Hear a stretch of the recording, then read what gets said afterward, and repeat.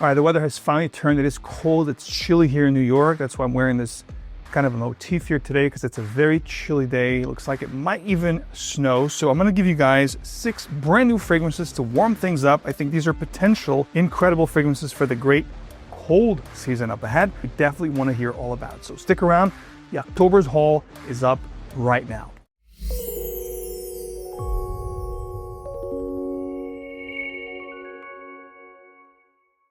Welcome back to another video. 𝗥𝗿𝗄𝗃 here. You know I do smell well, so you don't have to. I try dozens to hundreds of fragrances every month and bring you guys forth the fragrances that really stand out. Today is not going to be a discovery video, but instead a haul video. First impressions, I do this every month. This is October, of course. I'm going to highlight 6 fragrances and I'm going to get myself the first impression. I'm going to get my nose on these for the first time with you here on camera. These are sealed, but these are brand new 2025 releases that I can't wait to try with you right now. We're going to kick it off. This is going to be mostly a niche.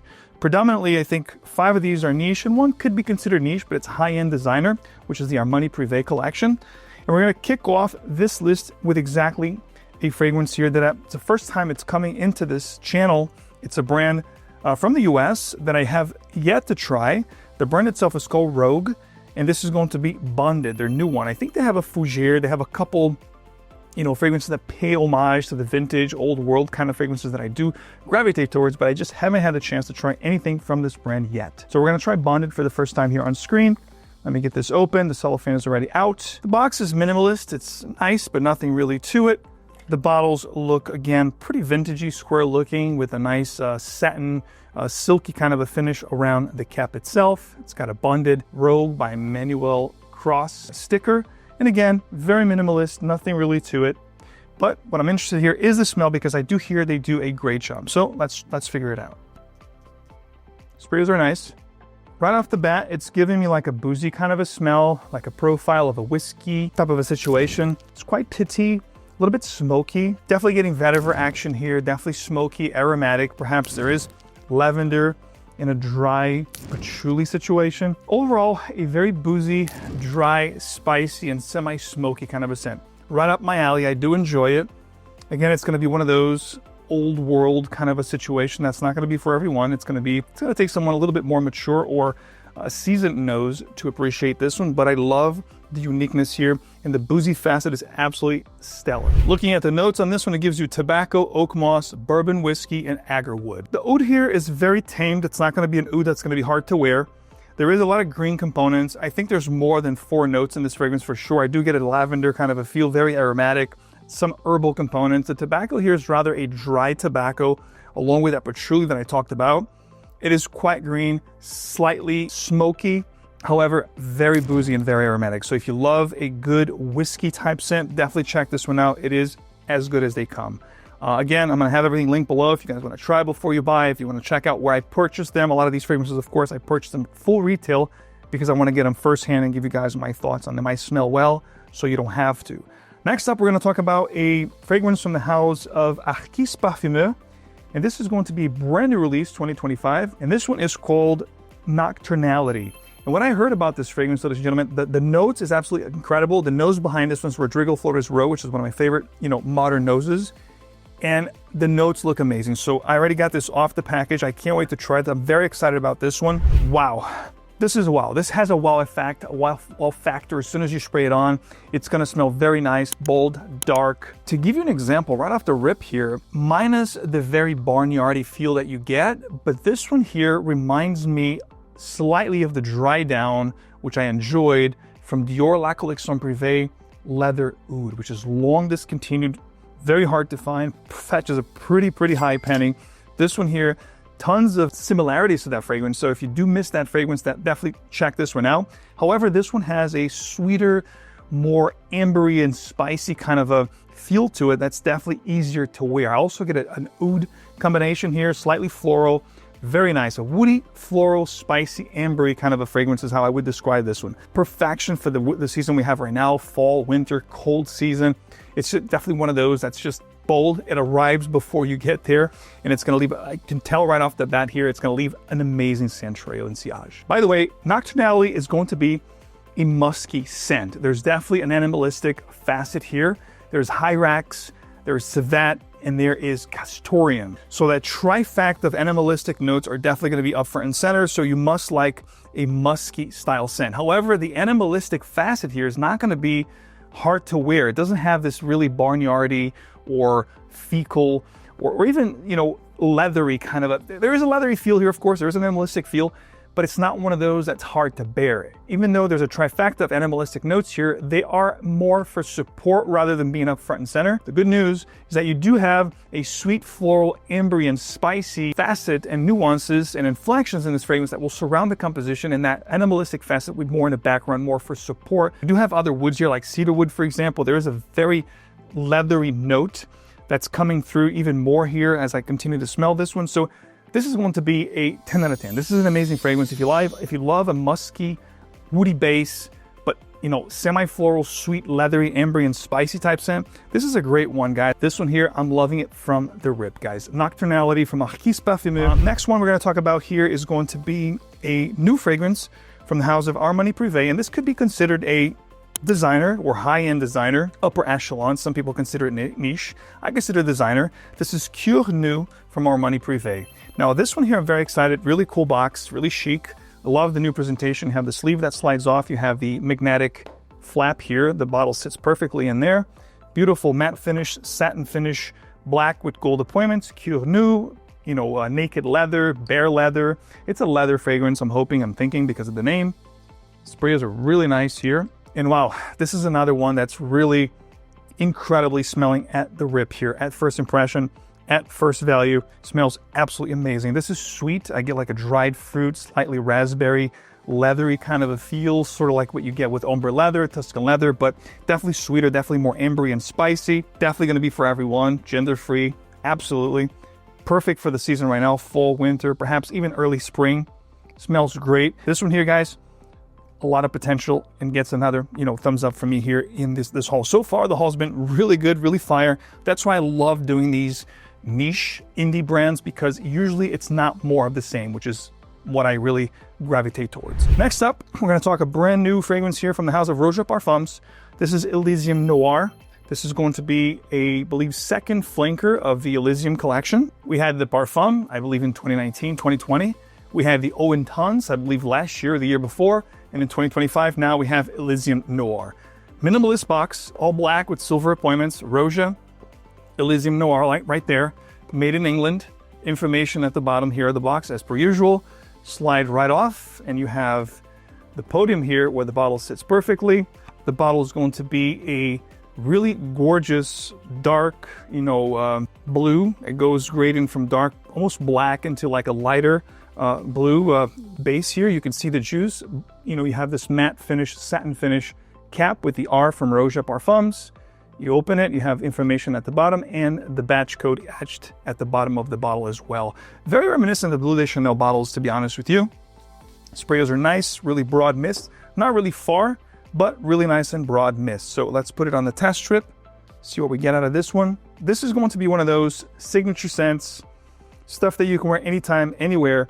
To be honest with you, what I get out of this one here really is a fusion between, let's say, the new Bleu de Chanel fused with the original Elysian Parfum. So really nice, but it really has a Bleu de Chanel-esque kind of a vibe. It's really a blue kind of a scent with a darker facet.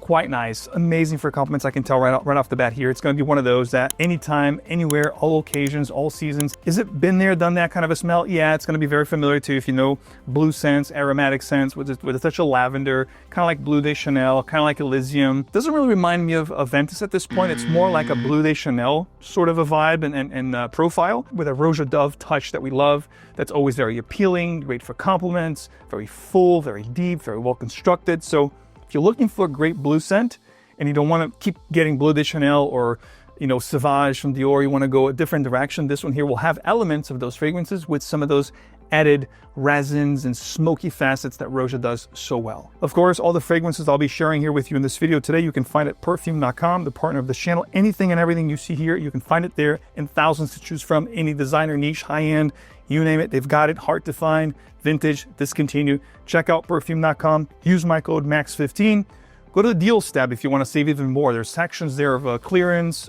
extra savings, and you can use the max 15 on top to save even more. But the new ones, of course, are not going to have any other discounts other than the fact that I know the more you try, the more you save. So everything listed below, enjoy. This is the best place to try it before you buy it. Of course, you can try it on skin, live, love the fragrance, then get a bottle if you wish to do so. And of course, without a shadow of a doubt, I'm going to have all the fragrances listed and linked below for you. If there are any associated codes with these fragrances that you can save some extra money, I will have those codes on there for you as well. Second to last year, we're going to talk about the new one from Kilian. This is going to be Angel Share on the Rocks. This is their newest one from what I've seen.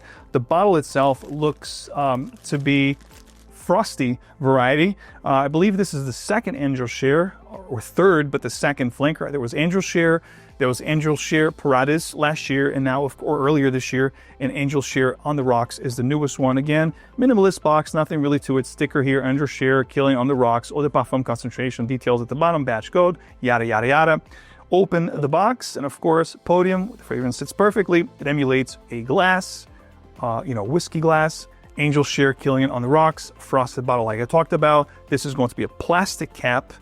Let's take her for a test drive.